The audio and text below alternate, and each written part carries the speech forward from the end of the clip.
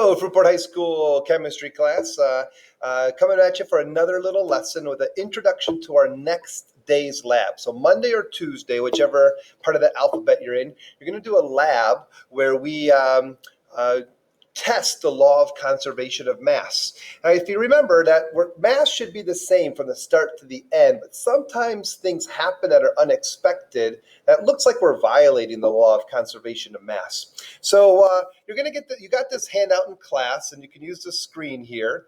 And I want you to read through the 6 different parts, and I want you to make a prediction of what will happen. So let's look at part 1.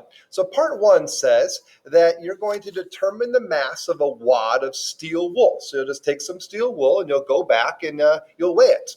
Then you're going to find a spot to work, and you're going to take the wad of steel wool and you're going to pull it apart. So it's like twice or maybe 3 times is like stretched out. And then you're going to go back and weigh the steel wool again.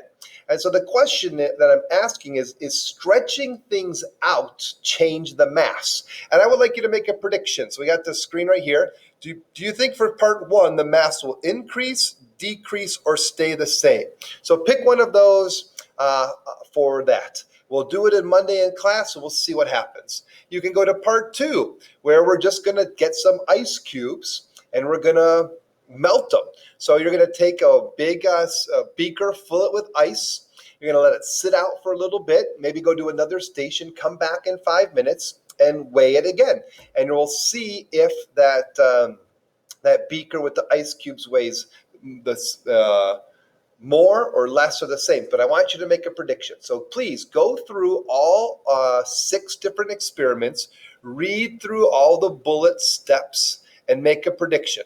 The data table, we'll fill that in next class in the lab, and we'll break it down and see if we can explain which stations don't seem to violate the law of conservation of mass. All right, cheers.